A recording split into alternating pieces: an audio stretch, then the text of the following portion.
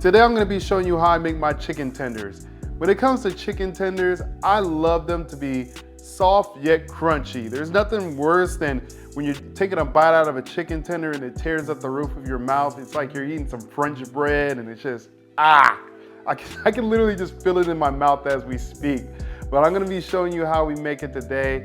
And we're gonna be using a combination of flour and cornstarch to achieve that soft yet crunchy texture. We're gonna brine our chicken too, so it's nice and moist, juicy coming out.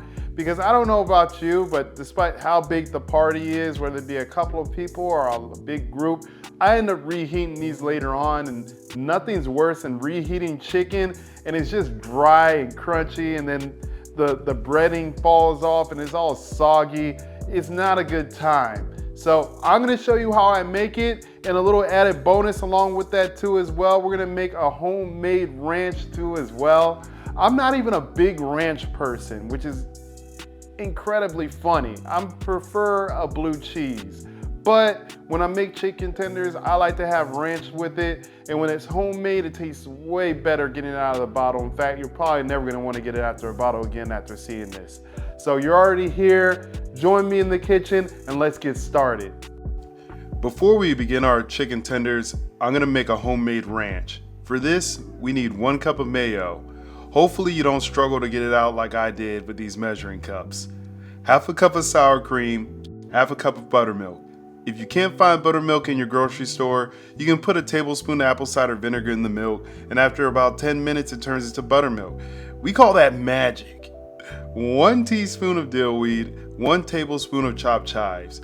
You can use dried chives that is already grounded. Just use a teaspoon instead of a tablespoon. I like using fresh chives as it gives it a nice color in the sauce and makes it more visibly appealing, but either or is fine. 1/4 teaspoon of onion powder, 1/2 teaspoon of garlic powder, and 1/4 teaspoon of salt. We're gonna use a pinch of black pepper and lemon juice as well, and we're gonna do that just to kind of season to taste. Now stir it like you're trying to sharpen a pencil, and then you're done. Now before we get to frying our chicken tenders, we have to season and brine it. All flavor everything. Starting off with 3 tablespoons of paprika. Paprika isn't inherently spicy, but more so gives it that flavor profile like green and yellow peppers do. If you want to add an additional kick, you can consider adding red pepper flakes to it. I'm making this for my son though, so I'm gonna hold back on that. You're gonna drop in about 1/2 cup of brown sugar. You can also afford to put a little bit more into there too as well, since we're gonna be using this for our brine. A tablespoon of cumin, add in some grounded black pepper. I recently got this pepper grinder and I cannot recommend enough that you use freshly ground pepper instead of using that pre-ground pepper that comes in that box. You're better than that, all right? Now we're gonna mix all our ingredients in the bowl. Make sure that you get every piece of chicken completely covered well with our seasoning.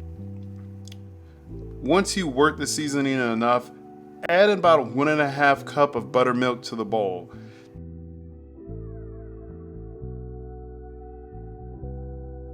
Then our secret weapon, pickle juice. The combination of pickle juice and buttermilk will tenderize our chicken, making it nice and juicy on the side. So don't throw away those pickle jars.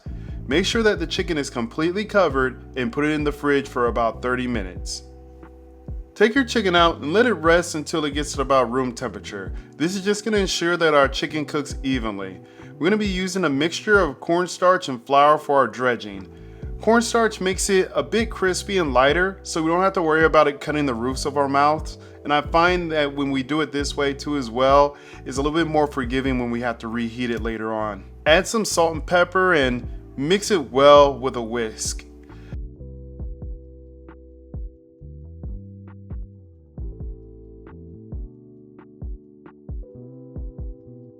Now say this with me, I will only put in 1 chicken at a time. This is a labor of love. So if you start dumping chicken in all at the same time, the dry dredge will incorporate too much liquid and become soggy.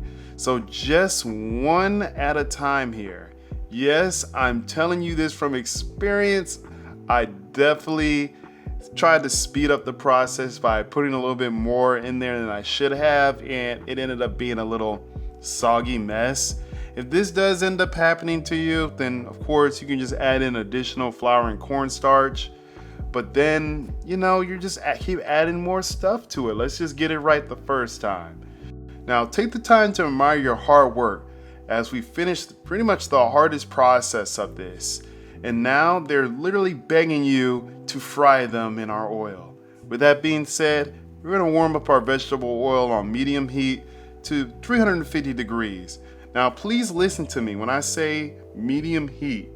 Unless you have the fire department on speed dial, you don't want to heat up your oil on the highest setting. Place your chicken in the deep fryer and just let it do its thing. You want the chicken to be nice and golden brown, so allow it to sit while it cooks. I chose not to drench the chicken in oil because I wanted to have a little sear on the chicken. I think it makes it more visually appealing, but it's totally not necessary. You just want to make sure it's golden and it reaches the internal temperature of 165 degrees. Once your chicken has reached that temperature, take it out and allow it to rest for about 10 minutes. Even though you've taken the chicken out, you need to let the chicken rest as it's still cooking inside and the juices haven't settled yet. Now, if you do decide to bite right into the chicken as it is now, not only will you burn your mouth, but you're not going to allow the chicken to do its thing. Now, while we wait, I did hear a new dad joke yesterday. Do you remember that one joke about chiropractors? The one about the wheat back? Anyway, it's time for our taste test.